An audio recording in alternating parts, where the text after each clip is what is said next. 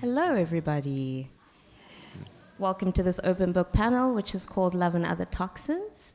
Today I'll be speaking to Shubnum Khan, Sven Axelrad, and Alex Latimer about the intricacies and complexities of love. Two bits of poetry came to me when I was thinking about the topic of this panel, so I'll quickly read them to sort of bless and open the beginning of this discussion.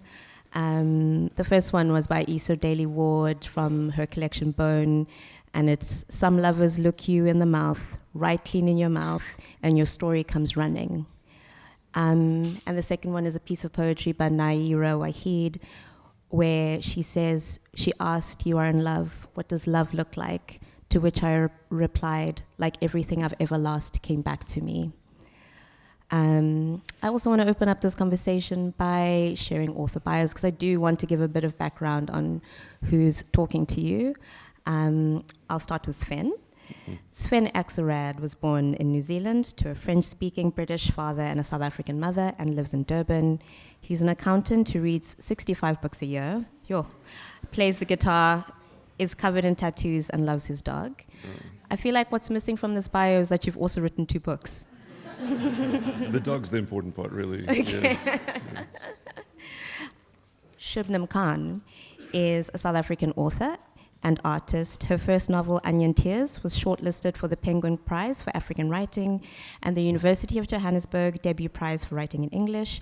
She holds a master's degree in English and has been selected for a number of literary fellowships, including the Octavia Butler Fellow at Jack Johns Literary Arts, and as a Mellon Fellow, words today, at Stellenbosch University. When not traveling, Shubnum lives in Durban, writing and drawing for a living. Alex Latimer is an award-winning South African writer and illustrator. His picture books for children have been published and translated around the world. He has written 1 novel, The Space Race, and has co-written 2 others, South and North, both with Diane Auerbach under the pen name Frank Owen. His story Extinction was shortlisted for the 2019 Commonwealth Story Prize. He co-authored How Do You Sleep with Diane Auerbach. My name is Dela Gwala. I currently describe myself as a feminist writer, researcher, facilitator, and budding filmmaker. My writing has been featured in the books Feminism Is, This Is How It Is, and Our Ghosts Who Wants People. And this year I'm also part of the Open Book organizing team. Thanks. Yeah. So, question 1. For me, I'm really interested in where we choose to begin stories. So that's exactly where I'm going to start. I'm going to start with Sven. I'd like you to read the intro and sort of first page for us, and then I'll follow that up with a question. Gotcha. She sprung this on me like 3 minutes ago, by the way. Everything I'm about to tell you happened or is happening in a town called Vivo, which is to say these events happen both in vivo as well as in vivo. I'd like to think that stories have a way of telling themselves, choosing their own beginnings and their ends. This story has chosen to start with 2 young people and a song. As mentioned, our story begins with 2 young people, not adults or children, but those who inhabit the strange and exciting middle ground between the 2, where life itself, via a conspiracy of hormones and nerve endings, is louder, brighter, and generally more painful. Here they come, speeding through the narrow streets of Vivo in a rusty old car. Street vendors hold their collective breath until the car passes, their livelihood spared by the narrowest of margins. Behind the wheel of the old car is a boy, man, neither, a teenager. Dark eyes, dark hair, dark mood. Beside him, in the passenger seat, in mortal danger but seemingly nonplussed, bored even, is a girl, woman, neither. The boy's name is Philippe and the girl's name is Olivia. They prefer to go by Philo and Liv. As a brief aside, sorry this is taking long. No. As a brief aside, the Roman god Janus is often invoked when dealing with teenagers. Janus is the one with 2 faces, one pointed towards the future and the other to the past. He's almost always depicted holding a key and loitering in a doorway. Personally, I prefer the Greek version, only because theirs is a dog. I will now enter the car at great personal risk and relay the conversation that is unfolding at this very minute. Great. I think that last line sort of leads me to who's narrating the story, which is my first question. I'd like you to speak more about the narrator, because for me, the narrator of the story has such a love and care for the characters. It came across for me in this quote where he says, "The greatest pain of being a narrator is that we offer our protagonists neither help nor comfort. We can only hope with all our hearts that they endure." Yeah. So I'd like you to tell us about the narrator and how that narrator came to be. I love that you pulled that quote out. It actually makes me a little bit emotional. But the idea was a really hard-working man, or it's basically me. So the way I messed that one up. This hard-working narrator, and it's not a glamorous job. He's basically like sneaking around town, hiding in the bushes, looking through the windows, watching people have sex, and he doesn't want to do this stuff. It's not that he's a pervert. He's just, this is his job. And he takes his job really seriously. But it comes, the compassion is the thing I love that you brought up, because I get I've got this feeling, I even said it to Shubnum 10 minutes ago, that when I leave a room, I think that no one remembers that I was there, like I stop existing. Here's the tears. And with the narrator, I feel like in our normal lives, it's not like a movie. You walk out the room and there's no song playing and there's no like compassion from the crowd. But here we have a narrator, and I'm watching my characters, and I'm looking after them and making sure they're okay. Yeah. Wow. It's interesting you mentioned movies, because I feel like so much of the writing feels very cinematic, and the soundtrack is Creedence Clearwater Revival throughout the book. And it's beautiful. And the narrator is watching a lot of people have sex. Like, there's a lot of that in the book as well. There's a disclaimer somewhere along the way where I say, and I'm glad I put it in. I'm just saying, just in case you think I'm like overly interested in sex, these people are young. That's what they think about. Yeah, I love that disclaimer, because I felt like as soon as I had a thought, the narrator would sort of like realize that, and I was like, "Oh, there's a lot of sex in this," and the narrator goes, "Young people are usually doing that," so I appreciate that. I'm going to move on to Shubnum. I'd like you to read the first page of the prologue for me, and then I'll follow up with a question. Okay. So this is the opening. 1932, prologue. In an old wardrobe, a jinn sits weeping. It whimpers and murmurs small words of complaint. It sucks its teeth and berates the heaven for its fate. It curses the day it ever entered this damned house. It closes its eyes and tries to imagine a time before it came here, before it followed the sound of stars from the shore, before the world turned dark and empty. Something thuds somewhere, and the jinn is drawn from its misery by commotion happening outside. It stops to listen, and sounds begin to emerge. Doors bang, windows shut, and things are thrown about.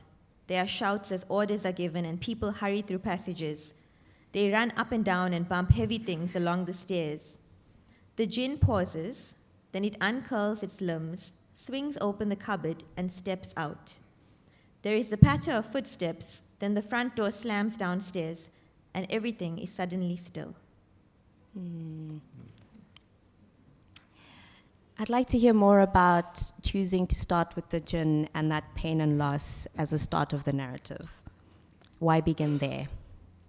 So the jinn is a character who is there only to show you what loss and grief is if you just give into it. And you don't try to go beyond that, which I think is a very human experience of trying to go beyond the grief. But the jinn is not human. And the jinn represents what you are when you're destroyed by love. And so I think, although it's not a very big character in the novel, it is an important character because it shows you what love looks like if you just give into it and it destroys you. And so it begins with this jinn who is just a character of grief and mourning, and its only desire is what it wants and what it lost. And that was why I wanted to start the novel with the jinn. That's incredible. The jinn really feels like a receptacle of grief and loss and pain, and the house as well, but we'll come back to the house later on. Alex, I would like you to also read from the first page of your first story, which is called The Collection, and then I'll ask you a question after that. Sure. I don't know where you go after you die, but I do know what you have to do before you can go there. You have to collect yourself. You must collect every tooth from baby to wisdom, and bone and flap of skin, every fingernail clipping and excised mole and severed polyp, benign and malignant. Your burst appendix, your foreskin, your varicose veins, pulled like tree roots from your bad leg. Every hair that grew and fell out or was cut. The straight ones and the curly ones, the dark and the grey, the strands as thin as spider silk, and the bristles like splinters. Your fluids are not required. I cannot explain why exactly, except to say that blood and plasma and the semen and the tears and the spit and the breast milk and the sweat are all too watery to be counted, more ocean than human, and too wet, certainly, to be scooped up and held in a hand for long.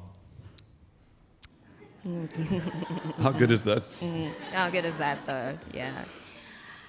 Talk to me about death as the starting point of a love story, which of course is a big part of that first short story, but the collection as a whole. So tell me more about making the decision to start at death as the beginning of a love story. When I started these stories, I wanted to firstly have fun. And I think so that there was a challenge that I set myself, which was you die and then you fall in love. Sort of turning everything on its head and seeing whether that was even possible. And for me here, so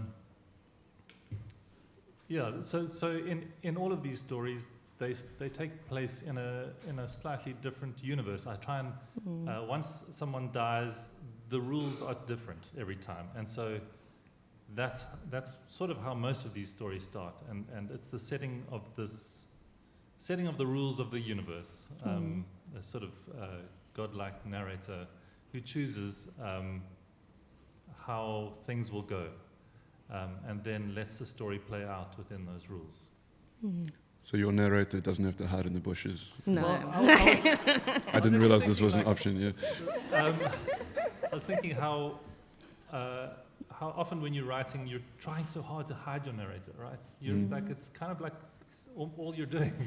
You're trying to keep this voice away, so that, and I think that's what's beautiful about your writing, is that there's this, like, it's just this freedom, like, actually, here I am, this is me, I'm writing it. It feels a bit like, you must feel like this a little bit too, with the way that your story plays out, which I can't say, but it feels like you're withholding information from people willingly, because that's how what a story is. You can't tell them everything up front. So I've spent half my time apologizing for that while I'm writing. You just make it happen. And I mean, it's like Alex is saying, that you want to hide, you're trying to hide the narrator all the time. Yeah, I mean, that's, Because yours happens in the past. So the past, you would think, half of it happens in the past. I mean, in terms of, like, you find devices. So the house is also telling the story from the house's point of view. The djinn is telling the story from the djinn's point of view. So that's how I'm not even hiding it. The characters are sometimes telling it from their point of view. Yeah. The house is watching from the hill and telling it from its point of view. So Makes sense. That's a perfect segue, because my next sort of question for all of you is around how ideas of home and houses are very much connected to love in these stories. And it feels like the houses are like a portal to something else in these stories.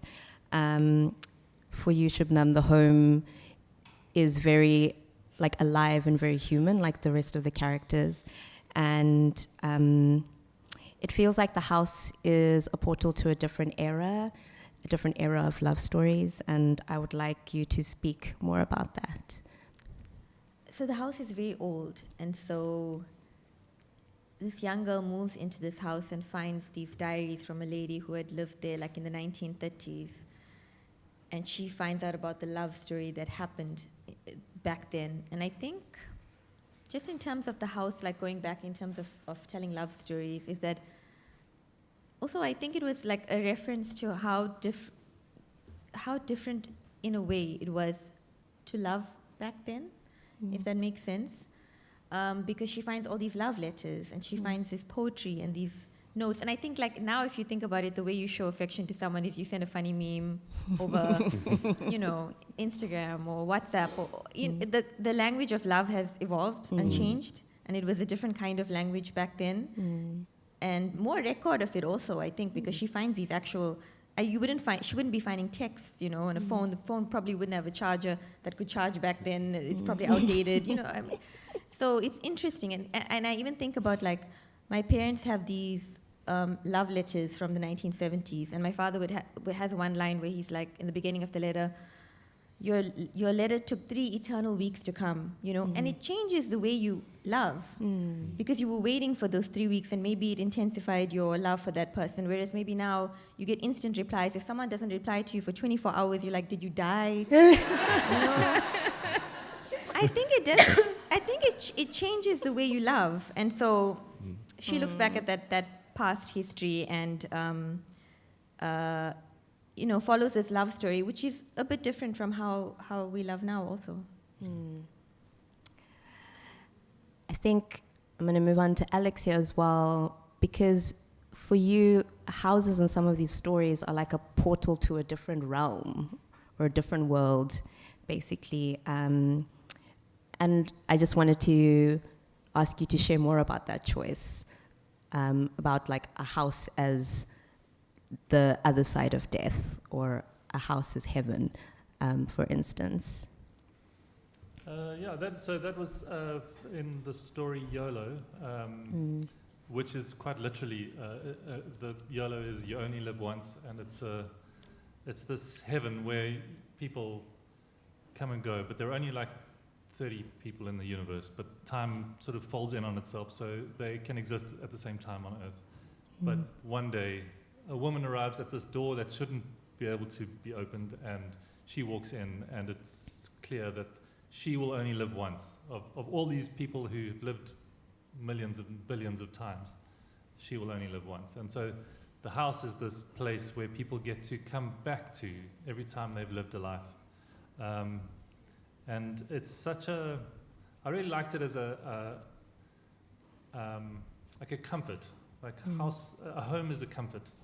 And this home is this place where you can, I think in the story it says you can sort of just dip out, like the river of time is flowing and you can just jump out, and the bank is this house. This house will just comfort you and look after you, and everything's there. You can stay as long as you want. You don't have to go back if you don't want to, or ever, or you can,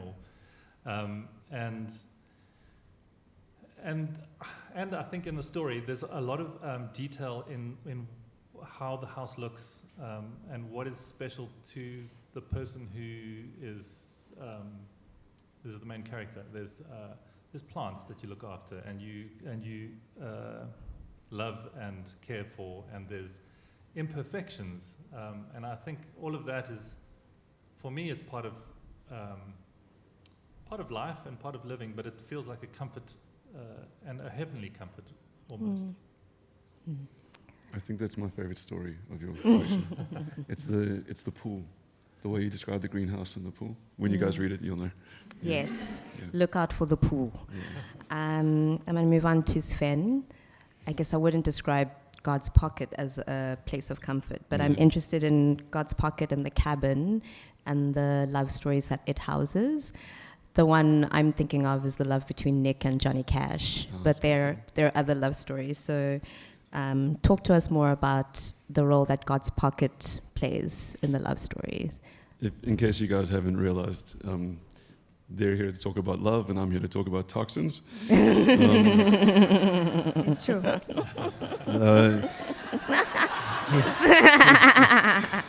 So I want to say two things about this. One is, yes, there's an abandoned quarry and with a cabin that hasn't been used forever, and my main character holes up there, wants to be for 6 months to write a novel, and it's not a homely place of comfort. It's a lonely place necessity where, I think it's to talk about writing, where the place a lot of us have to go to get things done, or think we have to go to. And there's a lot of to do with loneliness down there. It's the anti-home. It's a place where silence adds up on your shoulders and pushes you down. And here we get back to love, not toxins, is that the home in my book is the group of friends. These young people have a group that's the 5 of them, and that's their home. They're not seen anywhere else, but those 5 are looking out for each other at all times. Even when they're apart, they're connected in strange ways, thinking about each other, which goes back to what I said earlier about when you're not in the room, who's thinking about you. I don't know if I should say this. Should I say something? Everyone's nodding. Okay. Yes. I got asked the same question, and I was trying to phrase it in a beautiful way. And I'm sorry, Shubnum, we've already spoken about this. When you're on a panel with me, sex comes up in some way, and I'm sorry. I said, try not to bring up too much I sex. know, I'm sorry. But a friend of mine asked me, how many people do I think have thought about me while they were masturbating? And it, like, as weird as that is, it's also kind of sweet, like someone's thinking about me, you know what I mean? Like, yeah. So what was that? I don't know. Yeah. I'll take what I can get. Guess my follow-up question is, do you have a number that you were thinking that's probably the number of people that were thinking about This me? is my first glass of wine. Yeah. Yeah. And going back to the friends, I love that description of them as the 5 fingers on one hand. Like, I'm like, that's an incredible way to describe that friendship. Each necessary. I fumbled this question yesterday, so I'm back now. Someone said they liked that, and I just said yes. Okay. That's all I said. Okay. But I wanted to say that it's then each finger or thumb is necessary on that hand, and they don't work without one of them. Okay. Yeah. Yeah. I'm so happy I got that one back. Okay, yeah. I was then going to mention that you do talk about the masturbators of Vivo, but like people have to tune into the book to read that part as well. I mean, if I can bang on for one more minute. That yes, I do talk. There's the masturbator of Vivo in my book, but it really is to talk about loneliness. It's a character that has tried to be really woke and tried to. All he wants in the world is to talk to a woman, but he's really shy. And so what he does is he masturbates, but he masturbates while thinking of having a respectful conversation with a woman, and that's the only thing. He tries pornography and stuff. It's not for him. He wants to just chat, you know. And unfortunately, what it does is, here's the toxins, is that it sexualizes the actor, which takes him away from the very thing he wants. So the day that he meets the girl that he wants to talk to, he can't do it because of what he's done. So it's this whole give and take. I'm so sorry. No. I like that character. Yeah. Oh, there we go. And I think you treated that character with such care and compassion as well in the book. And that character goes through, I don't know, it's his own like hero's journey, basically. We'll leave that there. The next question I want to talk about, divine love. So divine is in big D, divine. So the spirituality that sort of like runs as like a thread, I think, through the books.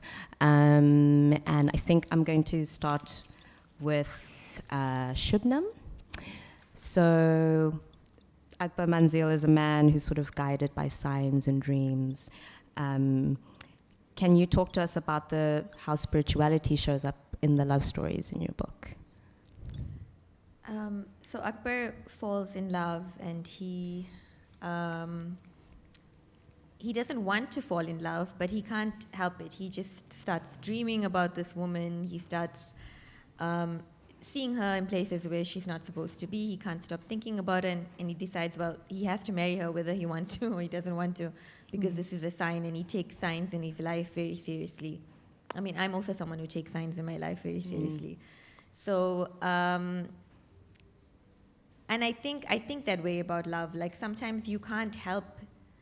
That's what love is. You can't help it. You don't know. You can try to fight it, and you can try not to think about it, but it's like drowning. You know, you just fall, and you can't help who you fall in love with. It's nothing you can deny, and I think that's for me where the spirituality comes in. Is and that's what the book is also trying to explore. Like, what is love? And also on the other side, like how can you love someone and have so much of emotion, and then the next day or the next week, you have no feeling, no emotion for that person? I can't understand that. Like, how does it go from such intensity to nothing? And so the novel is also trying to explore that in different ways. Like, what does love mean, and what the hell is it? You know? And who can tell us? Yeah, what the hell is it? Please, can you sum it up for us before we go? We'll see if anyone else can come up with an answer.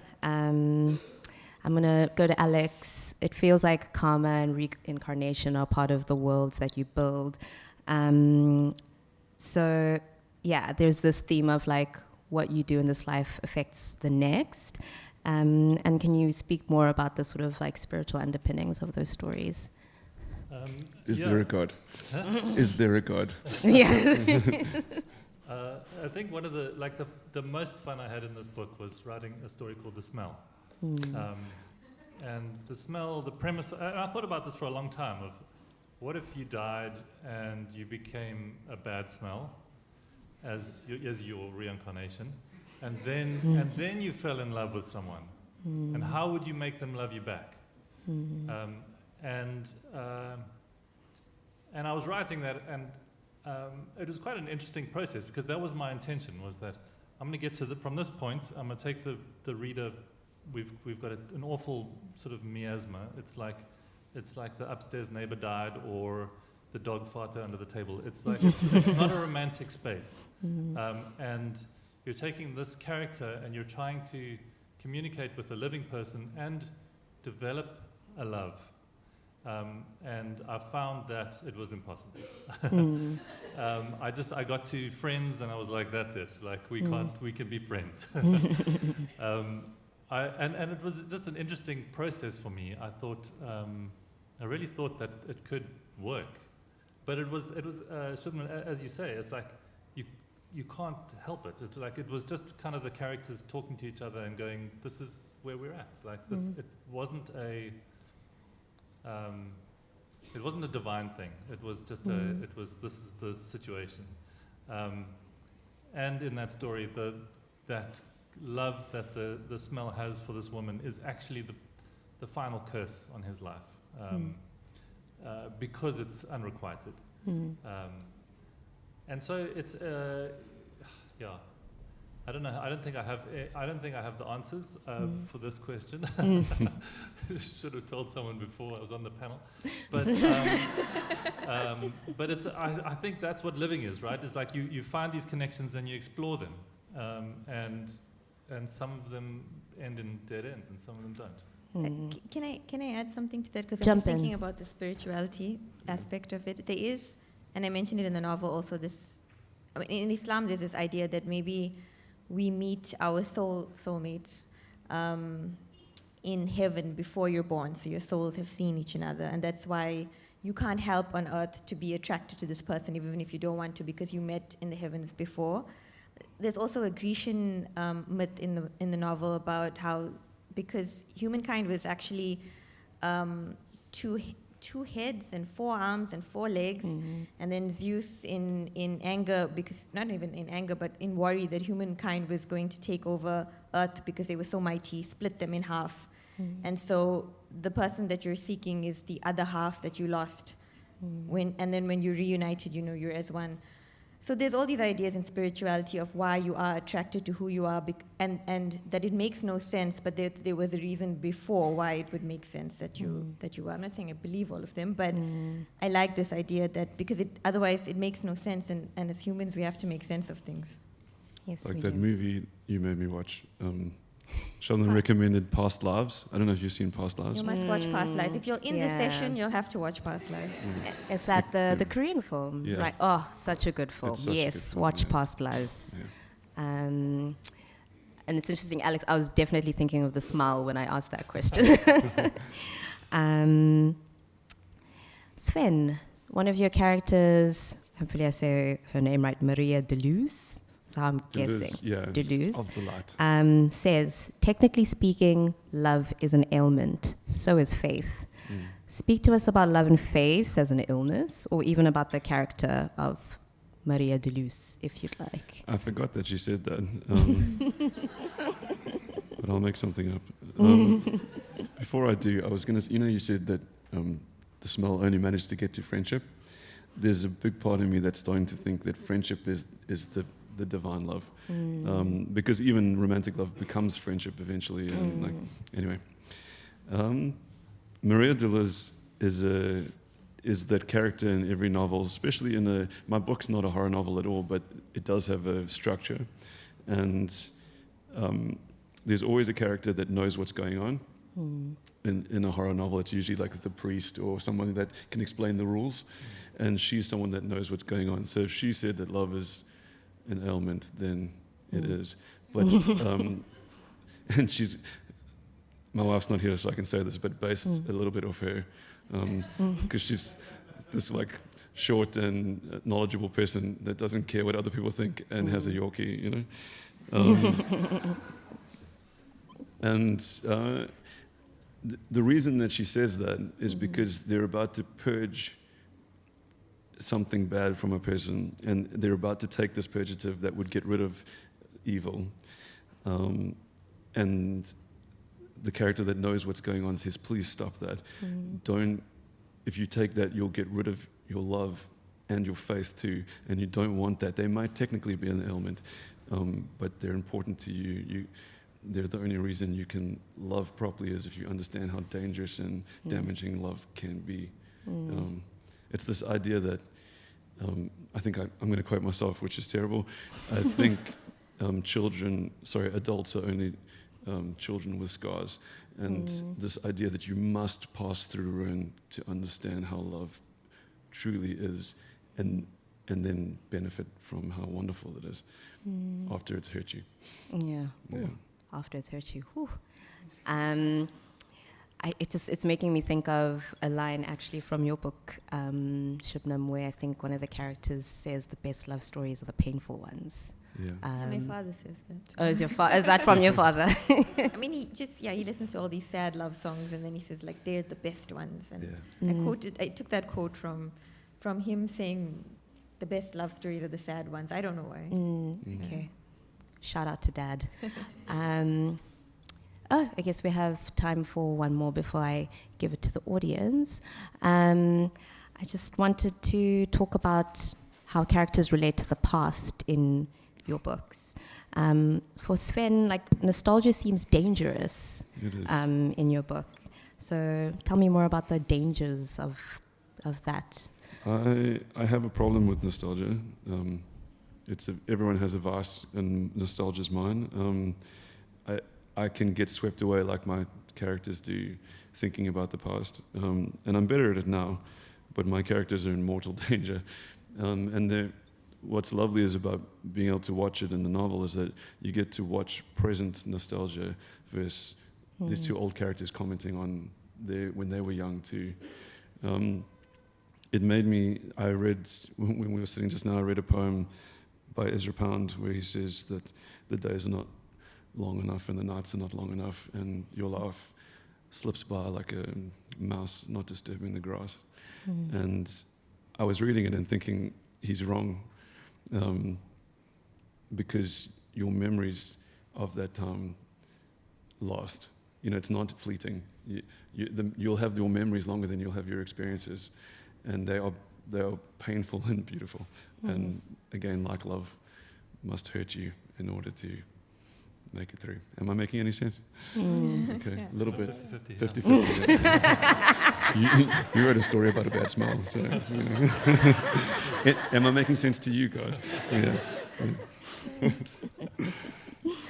I'm going to give it to Alex, and I guess the question, because there's so many stories to choose from, was mostly, do you feel that once the characters are on the other side, they've crossed over to the realm beyond, they're still haunted by their past. Yeah, and I think so many of these stories. I think what makes good writing is you're putting a lot of yourself into them. And for me, the Death and Rooibos, where a child is at home, his mother's ill, and death arrives at the door, and death takes her, and she walks down the road, and he helps her away, and they're gone, and it's that like it's like, for me, in a way, my mom died when I was young, and for me, in a way, that did happen to me, but I get to write it again, and I get to investigate those feelings, and I get to put characters in and see where it goes, and I think that's often the nostalgia that is like the good kind, where you're connecting with other people. Other people can go, actually, yeah, that's like when someone dies, death does move in with you. Like he follows you to university, he follows you, and he's not necessarily a bad presence. In fact, he's not a bad presence in this story. It's just how life is. And it actually can make a more fulfilling life. Like you get a sense of your mortality and how to live now and what's important in life. And so for me, I think that's where the memory and the looking back can really be powerful. And and that's, I suppose that's what I was trying to do in these stories. And some of them are closer to that. Closer to like a real experience for me. I was never a smell, so but that might, I don't know, that maybe you know one of. day. I think that what you're talking about as death as like a companion comes across a lot, I think, in your collection, where death seems like a friendly ghost, but like more of a friend than something to be afraid of. I think that comes across quite strongly. I'm going to move over to Shubnum. I think the more Sana, one of the main characters, finds out about the past, it feels like the more the house falls apart in response. Is like the past a dangerous thing? Talk to us about the characters' relationships with the past. I don't think personally the past is a dangerous thing. In this novel, yes, the more for story purposes, the more she discovers the past, the more the house breaks down, literally starts breaking down. The pipes, the walls start cracking, the house like is warning the jinn, don't let out all our secrets or it's going to end for us, But I do believe all secrets come out in the end. So the house can't contain its secrets anymore. But to your question of whether, for me personally, I think the past is important, and I like this idea of nostalgia. I'm a very nostalgic person, and I've said this in an earlier panel. So if you were there, I can see some people were there. I've said it, but I stand by it, so I'm going to say it again. Is that everything makes me nostalgic. Like a certain song or a certain smell can trigger a memory from like 10 years ago, 15 years ago, and I love that, because then you get to live it again, as you were saying, Alex. You get to relive that moment again, and it feels like a second chance almost. So I think the past is very important, and you have to live with the past. Quite often, I think we're running away from the past, but you have to let it settle and sit with you. And I think as writers, you get that opportunity, and you stop running away from it. So you think Alex was right and I was wrong? I didn't say that. I'm going to save Shubnum here and open up to the audience. Do we have any questions from any of the panelists? There's ushers around who will hand out a mic. I see a question over there.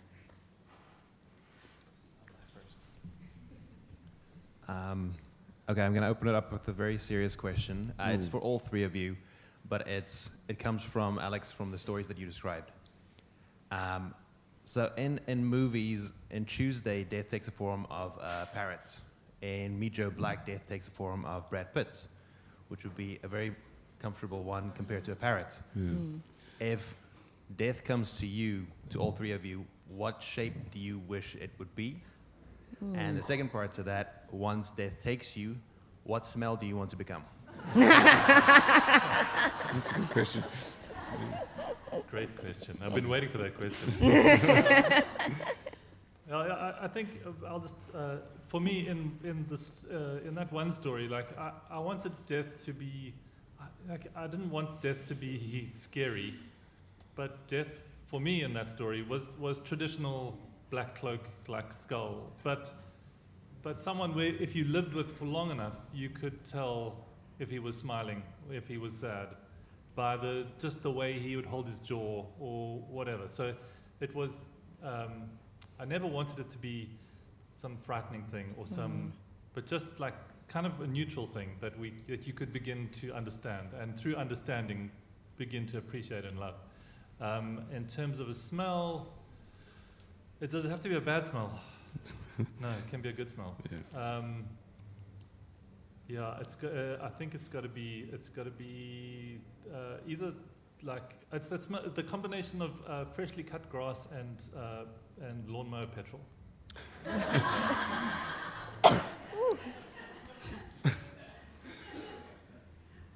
Do you want us to answer as well? Both of you. Do you want to go? No, you go. Okay. Sure. I think my brother. My brother to come take me away. My brother used to, a little bit older than me, basically like my brother dad / and he used to break me out of my crib when I was a kid, like come in the morning and open it up, unlock it, let me out, watch cartoons. I think I would be comforted if he took me away, and I love the smell of rosemary. I think I'll go rosemary. Yeah. I don't know what I would want death to look like when it came, but it reminds me of this quote that says, I hope death would be like someone, when you're little and someone takes you away from a party and you're sleeping and they carry you and they take you into the next room, and it must feel like that, and you can hear the party happening in the next room, but you're going to sleep in your room, and I like that.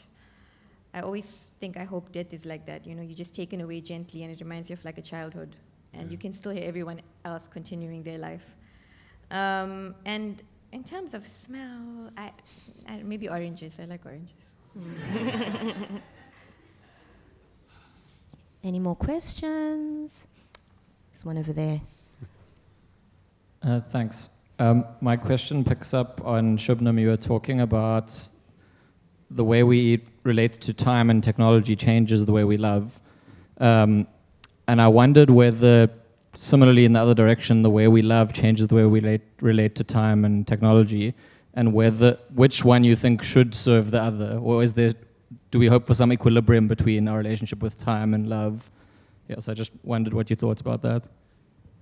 The opposite would be that technology is affecting the way we're loving now is affecting technology and the way it's developing. To take an example which is actually personal to me, I find that if I'm extremely busy, it limits the way I can engage with loving relationships. But then the question sometimes comes up, is it not also the case that something about the way I'm able or willing or interested in loving is making me extremely busy?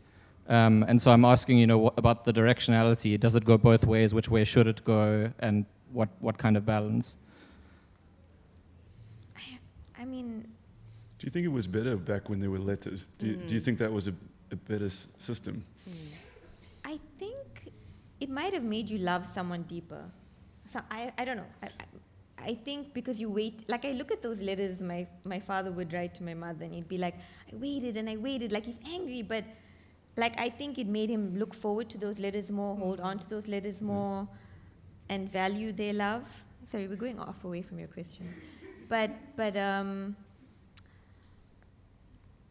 I just think it changed the shape of love, time and technology, and then probably 100 years ago, and maybe it made you more more happier with what you had. I don't know. I mean, you guys, do you think you're more or less connected to the people around you now, like with apps and stuff? I mean, it's a question for you, everyone here. I don't know. Yeah. Well, we're connected with more people, but less. Less. You Yeah. can compare easier Yeah. also with like social media and stuff. Before you didn't compare as much with other people Yeah. as you can compare with what other people have and you don't have. And so that changes it also. When I was in high school, this doesn't answer your question at all. When I was in senior primary, I was good at drawing and writing letters, which is way. And I used to write everybody else's love letters. They used to come to me and say, "I really like this girl. Like, can you write?" So there's a whole bunch of relationships that happen because I could write a letter. What does that say about love? Hi. Can you guys hear me? Yeah. Oh, okay, cool. I do think that people use work as a distraction sometimes when they are in love.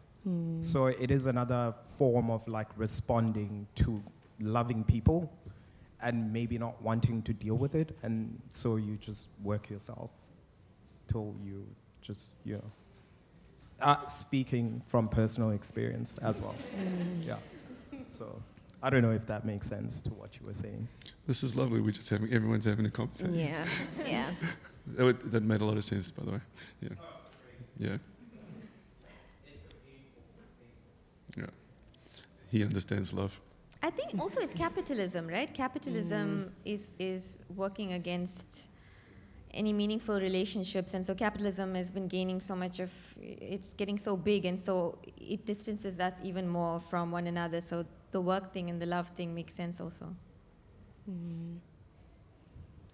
I had a question for Alex. You talk death as a living thing, but also a neutral thing. How do you straddle that contradiction of, if it's a neutral thing, and yet it's alive at the same time? So, it's kind of loses some of that neutrality because it has a character.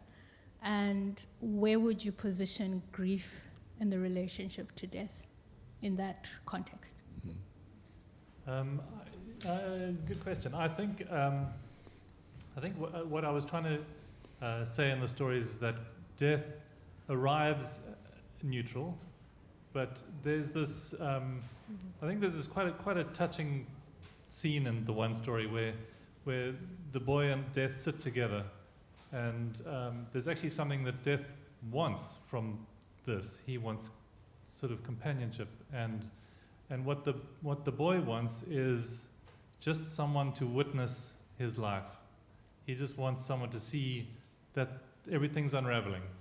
And in the story it says, that words actually weren't the point of the, when people, I've been through this, I think a lot of people have, where you're going through something big and people want to say something. Mm-hmm. They want to say, "I'm so sorry," and none of that, the sentiment is great, but none of it helps. What helps is a presence. And I think that's what I was going for with death, is that death is this presence in the story he's not there to come and comfort you, but he's just there. And in return he also gets the companionship that he needs. I can't remember the second half of that question. Grief. And grief and death. I was talking about this the other day on a podcast about the word closure, right? And people often use the word closure when they're talking about death, and it's that for me the grief is not, it doesn't go away. Like if you have been loved and you've lost someone who you've loved and has loved you, the grief lives with you, and that's part of death. I think in this, maybe I haven't separated those two out very clearly, but I think the idea of closure and having I get to this point and now I move on is I think problematic. I think it's about learning to live with the things that have happened to you and our pasts, and it's a very difficult thing to accept, I think. Like, you have to just embrace it, and this is you now. But that is, I think, the only way towards happiness. And I think you can get there, yeah. Just wanted to say, sitting with people in grief is such a powerful thing because so many people can't handle the discomfort of it. I'll pass it on to the next person asking the question. That actually just makes me think of, there's this film where Susan Sarandon says that being in love and being in a marriage is about witnessing somebody else's life. And I actually think that all of your stories kind of do that. Your narrators or your narrative devices all kind of bear witness to these stories, which is actually kind of beautiful. So you're all married to your stories, which is great. But my question is actually more about loving the dark parts of ourselves. So I think, Sven, your book, there are many alter egos and a lot of it is darkness. And Shubnum, your book, the character of, I think it's Shana, whose sister is also a very big presence and also like a twin, an identical twin. And so she's the part that isn't there, but is there. And I wondered if you guys could talk about how do we fall in love, or how do we love the dark parts of ourselves? I think you should kick it off. Anyone jumping for that one? She mentioned your character by name. You know? But I actually want to talk about what you just first said, about the witness to our lives, because I do think that's the only thing that really makes me, I'm okay being single, but it makes me sad is about not having that witness to your life, because that's what a partner is, you know, someone who you can tell about the small things, because Sven has also said this, small things in your daily life, about what you ate and what you did and how there was traffic and how it was a horrible day. And I remember meeting an old man on a plane who told me his wife just passed away, and they were married for many years. And he said, the hardest part is I have no one to come and tell at the end of the day what happened. That's the only thing. It's like he didn't miss her. I mean, maybe he missed her. But he didn't have someone to tell at the end of the day what happened in his day. And does, you know, it's like that question, if the tree falls in the forest, did it even fall? Like, did I even have a day if I have no one to tell the day about? And that always makes me think about relationships and partners, and it's just to have someone to tell about your life, and about facing the dark parts of your life, of yourself. This is more a toxin question. Do you want to fill me in? I got this one. I got it. It's a good question. I struggle with it, and that's probably why I wrote about it. But my character, the one character, does accounting as penance for his dark side, and it's. I try to look at accounting. You can see I've struggled with this. I try to look at accounting as like a Zen exercise where every debit has an equal and opposite credit. Tell them where you're an accountant at. I work at a tampon factory. Okay. It's an honourable profession. And I've tried to live like that. I've tried to balance every debit with a credit, my good actions and my bad actions, and I've failed miserably at it because it is not possible. And the only way that it is possible is to sort of accept the wild chaos and fancy of your character. And it's so lovely when you meet someone that notices you and sees you, because you can't hide it indefinitely, you cannot earn it, you cannot balance it. It's given to you as a gift, I think, someone accepting that side of you, So.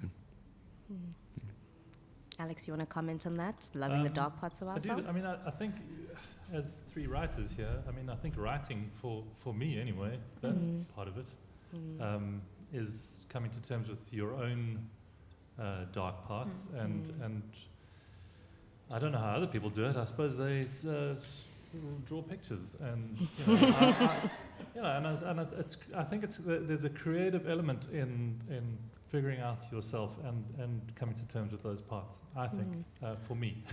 Don't you wish writing wasn't the way we did it? Like dancing seems like more fun. Like Like writing's a long process, you know. You haven't seen me dance. Yet. I haven't seen you dance yet. Yeah. Do we have any more questions? The lights are in my eyes, so if I'm squinting at you, that probably means you're next up. Okay, it's fine. So this is a question I've had for a while. What do you think is the significance between the relationship between love and death? Because they seem to be very interconnected in a lot of novels or poems, and yeah. This is I just think. I mean, we can all answer it, but I'll just go first. I always think about that quote: "To love is to grieve." So if you love someone, you know you're going to have to let go of them at some point. So you know you're making yourself vulnerable for them. And it also brings into fact that death is always around. The end is always around. Because everybody has to lose everybody that they love at some point. Whether it's you or the person somebody goes first. Or it ends. But so for me, it comes down to the link between love and death is you love someone knowing you have to let them go at some point. Yeah. You wrote a whole book about it. Well, I mean, exactly that. But I've, like in the story, Death and Rooibos, the character lives with death, but there's a point where he's like, you can't live here anymore. And that is when he has a child. And he's like, I'm happy to have you welcome. I bought this house. I made sure there was a room under the cupboard for you. And but as soon as and Death realizes this in the story is this. You're getting in the car, you're putting the baby seat in, and there's a kid in the car, and you're driving away, just about to drive away, and there's this moment of you can't be here. And that's the sentiment. I don't think it's, in the story it happens that way, but I think there's this sense of I don't want these two things, I don't want them together, right? Like love is eternal and death is eternal in the other direction. But they must coexist. There's no clear answer. I'm sorry. I have no answer for you. Yeah. You didn't come here to get answers from me, just questions. Okay, we have time for one more. Okay. Hi, my question's related to characters in Shubnum's book, but I guess the other panelists can also answer it. So in the love story in your book, between Meena and Akbar, Akbar falls in love in a very cosmic, instant way. Meena, she doesn't have the response. She has to learn how to love. But at the end, it's a true love between both of them, mutually and equal. I mean, would you say that's generally how it works between men and women? That the man loves instantly and impulsively in a cosmic sense, and the woman has to learn and is more practical and pragmatic about love? Thanks. No. I mean, no, I don't think that applies to... It applies to who you are as a person. And so Akbar is a man who looks at signs and looks at the big picture. And Meena has been through a hard life. And she doesn't believe in magical fall in love and you get swept up and you move to a big house and this man falls in love with you. Like she only falls in love with him when she sees him do something good for another person, which convinces her that maybe he might be somebody who has a good heart and maybe she can, trust him with her own. But I don't think that applies to men and women, no. Because you would say that you believe in signs and... Yeah, I'm Akbar, in a way. Yeah. I loved Meena's activist spirit, her sort of champion of the dispossessed sort of thing that she had going as well.